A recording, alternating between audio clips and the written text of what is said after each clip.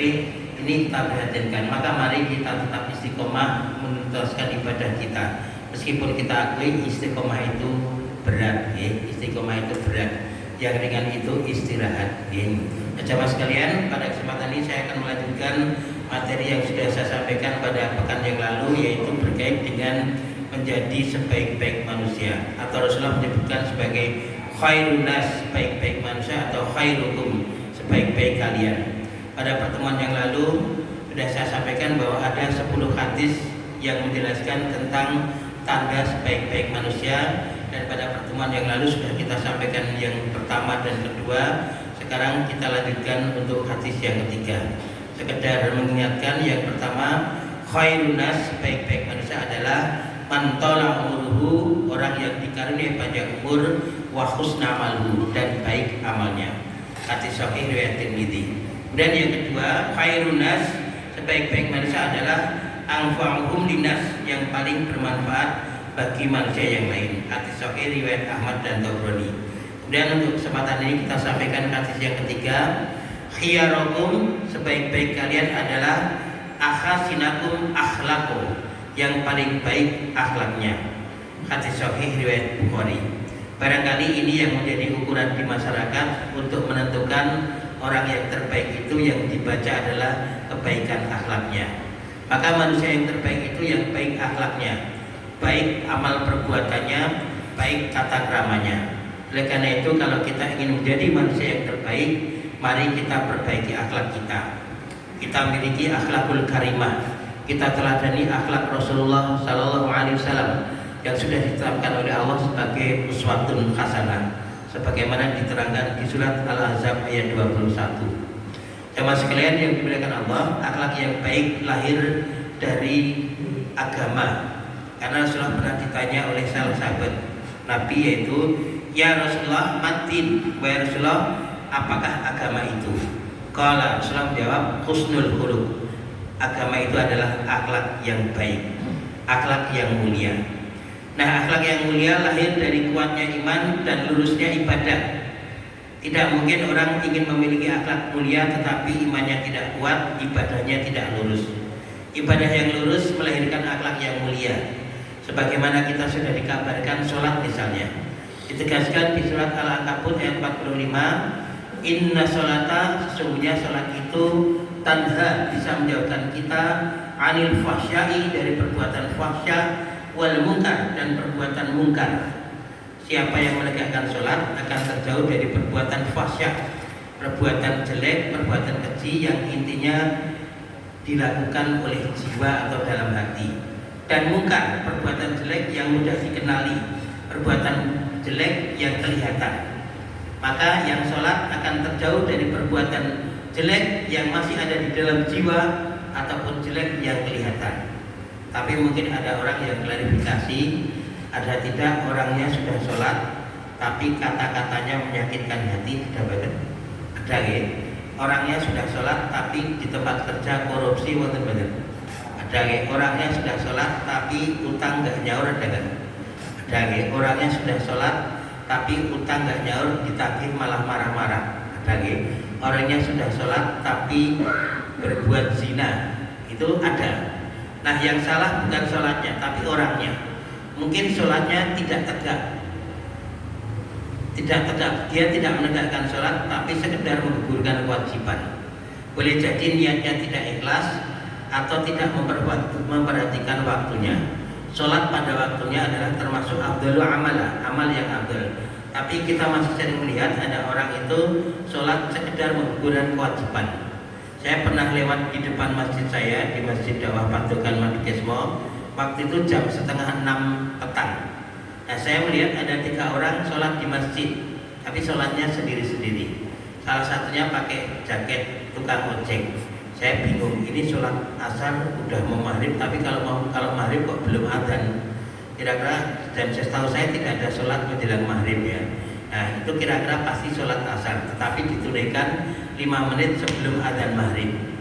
Nah, dia bilang masih lumayan Pak mau sholat, tetapi itu sholatnya sekedar menggugurkan kewajiban. Yang tukang ojek ditanya, kok 5:30 baru asar? Tadi pas asar ada order Pak. Nah setelah itu ada order lagi, setelah itu ada lagi, ya ditinggalkan kan bisa iman-iman Pak uang ya. Nah ini berarti sholatnya sekedar bukan kewajiban. Saya pernah bertamu ke salah seorang pengusaha muda. Saya datang jam 9, dia bukakan pintu, duduk dulu mas, saya tak sholat dulu, mau duha ya? Enggak, subuh jam 9 pagi itu. Jadi subuh langsung merangkap duha, bagus Pak. Nah ini, jadi maka kelakuan sang pengusaha muda itu masih belum baik saya lihat. Dia punya hutang di mana-mana, kemudian terhadap istrinya kurang baik, karena apa? Sholatnya belum baik. Puasa Ramadan juga mengantarkan kita kepada akhlak mulia, mendidik kita untuk sabar. Kita sudah disiapkan makanan, tetapi kalau belum adzan maghrib kita belum boleh berbuka. Ini dididik kesabaran, dididik kejujuran. Kalau kita haus, sebenarnya kita masuk kamar minum nggak ada yang tahu, tapi kita tidak melakukannya karena kita dididik untuk menjadi jujur. Bagi yang berpuasa tidak kuat karena menahan haus, sementara waktu maghrib belum tiba, itu ada anjuran silahkan pergi ke rumah dokter. Karena kalau buka puasa di Masjid Jawa Karyan itu 17.35, di rumah dokter ditulisi buka jam 16. Jadi bagi yang keburu haus ke rumah dokter aja, bukanya jam 16. Nah, jamaah sekalian yang dimuliakan Allah, puasa mendidik kita menjaga lisan, puasa mendidik kita untuk berjiwa sosial dan seterusnya.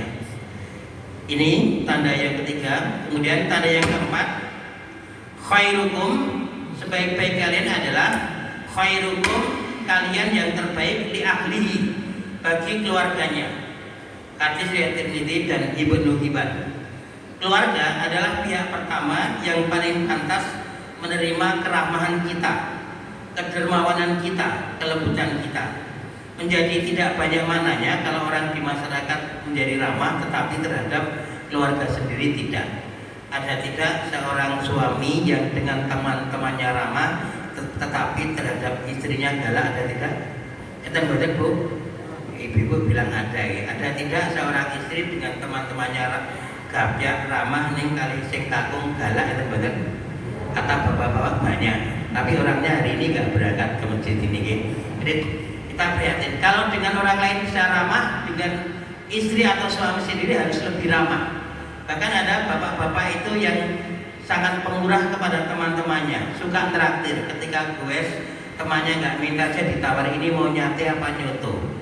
Jadi mereka ramah sekali, pemurah.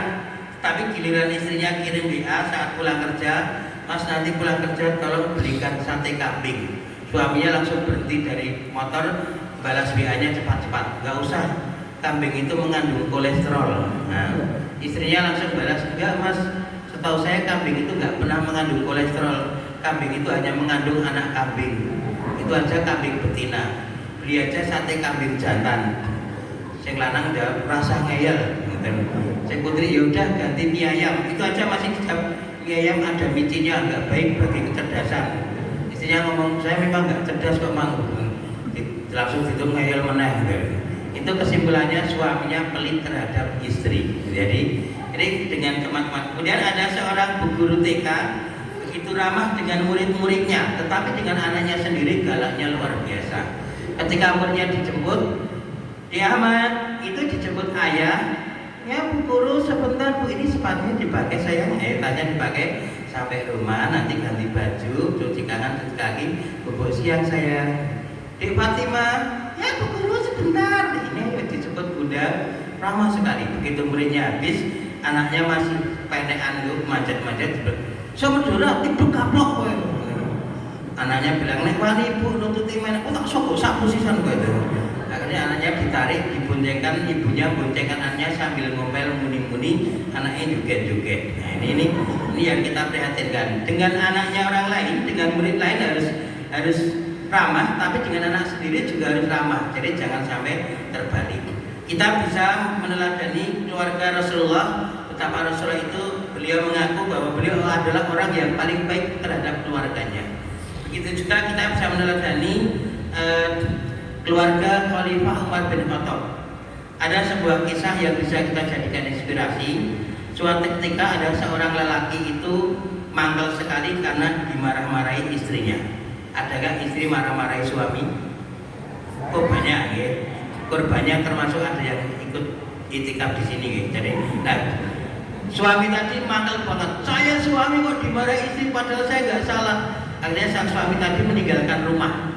Dia akan curhat kepada Khalifah Umar bin Khattab tentang kelakuan istrinya yang memarahi suaminya dengan luar biasa. Dalam perjalanan sudah ditata akan mencurhatkan tuh. Sampai di depan pintu rumah Khalifah Umar bin Khattab, lelaki tadi akan mengetuk pintu gak jadi. Karena sang lelaki tadi mendengar Khalifah Umar bin Khattab sedang dimarah-marahi istrinya. Dia kemudian berkata, Masya Allah, saya mau curhat tapi yang saya curhati malah dimarahi. Bahkan kata-kata istrinya itu nadanya lebih tinggi dari istri laki tadi. Akhirnya beliau demi menghargai menjaga aib Khalifah, beliau tidak jadi mengetuk pintu dengan berjingkat-jingkat meninggalkan halaman rumah. Tapi karena Khalifah itu seorang panglima perang, feelingnya sangat kuat, di depan rumah ada orang tidak jadi mengetuk pintu, dia merasa. Maka dalam bahasa saya ini, dan Khalifah menyetop istrinya untuk marahnya ditunda lain kali karena ada tamu. Maka Khalifah mengejar tamu tadi dari pintu samping dan tamunya ditangkap di dekat pintu gerbang rumahnya. Tamunya bilang, ampun ya Khalifah, saya bukan bermaksud jahat. Kenapa? Ini bahasa kita ya, kalau saya ceritakan bahasa Arabnya nanti daripada pakai terjemahan susah. Kenapa kamu berjingkat-jingkat di depan rumahku? Saya itu mau curhat tentang kelakuan istri saya yang memarah-marahi saya, tapi gak jadi. Kenapa? Karena Khalifah juga baru dimarahi. Terus akhirnya dua laki tadi bercurhat. Inilah bukti kebaikan Khalifah kepada istrinya. Kenapa kok Khalifah cuma diam? Karena Khalifah Umar bin Khattab itu kan orangnya kan dalam bahasa umumnya sangar ya. Jadi kalau beliau tidak milih diam, khawatir nanti yang dicabut pedang. Karena beliau kan suka bermain pedang. Maka sebagai bentuk kebaikan terhadap istrinya, beliau pilih diam. Lelaki tadi diajak berpikir. Istrinya marah paling sehari setengah jam. Padahal kita diberi waktu 24 jam. Berarti yang 23 setengah jam tidak marah. Berarti marah dengan tidak marahnya kan lebih banyak tidak marahnya. Kalau marahnya itu sebulan sekali, berarti yang 29 hari tidak marah. Dan Khalifah menunjukkan kalau kemarahan istri itu menjadi sebuah kejelekan atau keburukan, maka kebaikannya masih sangat banyak. Khalifah menjelaskan ada 10 kebaikan suami istri yang tidak dimiliki oleh suami, dan 10 kebaikan itu tidak bisa mengalahkan kejelekan istri yang marah. Tapi ke 10 kebaikan itu tidak saya jelaskan pada kesempatan ini. Jadi maka jangan sampai kesalahan sedikit kemudian menghancurkan kebaikan yang banyak. Biasanya yang merusak keindahan keluarga itu kalau kita fokus mencari kesalahan. Dalam sebuah pelatihan pernah peserta ditulis, Bapak Ibu silakan kertas kosong ditulis kekurangan pasangan masing-masing. Bapak menulis kekurangan atau kesalahan ibu, ibu menulis kekurangan atau kesalahan suami. Dalam waktu 5 menit langsung sudah selesai Pak. Berapa Bu? Dapat 50. Ibu-ibu ini suami saya ngorok, kalau tidur ngorok berbeki, ngasih belanja nggak seberapa lalu nuntut. Kemudian Bapak saya 65 Pak. Lebih banyak Bapak. Kok istri saya galak luar biasa macam-macam. Ini karena fokus mencari kesalahan. Kalau fokus mencari kesalahan, kita tidak akan bisa berbuat kebaikan kepada pasangan. Maka jangan terlalu fokus mencari kesalahan keluarga. Pupuklah terus kebaikan sehingga kita akan bisa menjadi orang yang paling baik bagi keluarga dan kita akan menjadi golongan khairun nas, sebaik-baik manusia. Demikian yang saya sampaikan pada kesempatan pagi hari ini. Mudah-mudahan ada manfaatnya. Mari kita akhiri dengan doa penutup.